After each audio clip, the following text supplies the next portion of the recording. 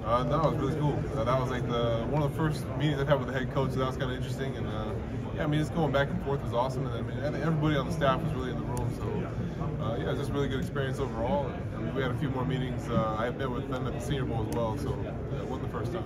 You played with Marshawn Nealon in Western Michigan. Yeah. You saw him again at the Senior Bowl and now here. Yeah. What was it like having him as a teammate, and what type of skill set does he bring to the next level? No, it was awesome. I mean, I spent the first 4 years of my career with Marshawn, or pretty much 5 years with Marshawn. And, I mean, he was somebody I was able to kind of take under my wing over time. And I think we share a lot of similar qualities on the field. We both, have a pretty relentless effort on the field, kind of relentless motor, and it's something he definitely inherits. And it was awesome playing next to him. He's a great player. He's got a really bright future. Braden, do you remember what you were doing when you got the invite to the combine? Yeah, I was training down in Navy. I mean, it's kind of one of those things where you felt like you're getting one, but like I know the first wave went out and I hadn't got one. I was like, oh man, is there like a chance? I'm not going. I don't know, but once it came, it was awesome. I mean, it's kind of a dream come true situation, and now I'm here. It's kind of surreal, but yeah, I made it. And what aspect of your game do you feel will best translate to the NFL? I think just the effort, the motor. I think it's something that carries on no matter what level of football you play at. I mean, if you can play with an effort, and you get to the ball, that translates. I mean, the ball is the most important thing. If you're a guy that can get to the ball and create turnovers, I mean, that's crucial. You called going to Florida State the best decision you ever made. What was just so beneficial about your time down there? For one, I mean, just getting the opportunity to be a part of a new program for the first time. I mean, I spent 5 years at one program at Western Michigan, and having to make that transition was kind of the beginning of understanding of how the transition might be for the NFL. You go from learning one system for 5 years from the same coaches, so having to make that transition to learn a whole new system, I think it kind of prepared me for this opportunity coming up next. And I mean, just overall the exposure I got to get from Florida State, and just the opportunity to play in front of that many fans and that big of crowds and just those different players and everything. I mean, it was awesome for me. What did you get? That was great. I mean, he's obviously 30-year legend there at Florida State. I mean, all the everything he's able to bring to town for me was great.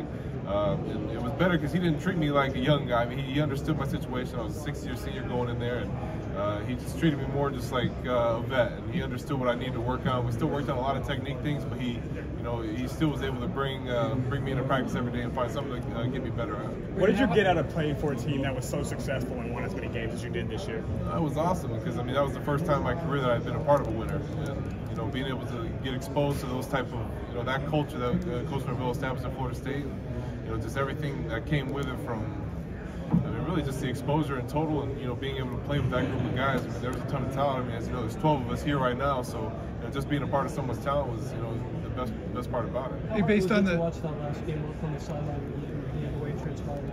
That was really tough. I mean, especially when those are your brothers out there fighting and scratching and clawing to make the game happen. And there's not much you can do when you stand on the sideline. You can try to help and coach, but when the game's going the way it is, it's terrible. So. Hey, based on what you've learned from teams so far, do you think they're thinking 3 tech for you, or is it 1 tech maybe? What are you hearing? I definitely think I project 3 technique, and I mean in most of my meetings that's kind of what teams see me as. And, I mean, there's certain packages where I can bump out wide and play 5 or 6 and short yardage goal line situations.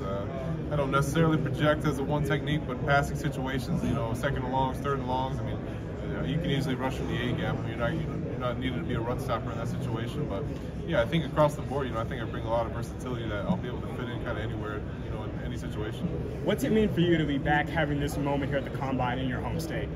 I think it's huge. I mean, it's all encompassing of just all the work that was put in. I mean, I'm fortunate enough to have a lot of people coming down tomorrow to get to see me. Friends, family, coaches in the past. And everyone's been reaching out, just telling me congratulations, good luck, all the stuff. It's been awesome. I mean, it's kind of surreal. Seeing the field. I was out on the field last night, just walking around. It's kind of an unbelievable experience. Just finally everything's coming together. Can you recall the Senior Bowl situation? Why did they switch teams for you? I don't know if I've ever read why they did it. And how did that all go down? Yeah, so I really didn't find out until the morning of. I was sitting at breakfast and got a text from Mr. Nagy, and he told me, "Hey, can you meet me real quick?" And it was because in total there was a lot of guys that didn't end up playing on that team, and I think they had gotten down to like 3 defensive linemen on their roster, and yeah, he just came to me and asked, "Hey, can you come over here and play for the other squad for the day?" And I was like, "Yeah, why not? I mean, we're just playing ball," and it wasn't that big a deal. It looked bigger than it was, but I mean, really just switching teams, a couple different plays, a couple different schemes, but I mean, it was a pretty baseline all-star game roster, or playbook, so yeah, it was pretty good though. Braden, what message would you give to your fans back home? Yeah, Yeah, I mean, especially guys in my situation. I mean, everyone's track's a little different. And, you know, it took me 6 years to get to this point. Some guys it takes 3 or 4, but you know, no matter what, just I mean, the opportunity is gonna come. You just have to wait for that wall to fall. If you keep pushing, it's gonna fall at some point. You went crazy in the ACC championship game. Yeah. Describe your mindset of going up against Louisville and just what was going through your heart?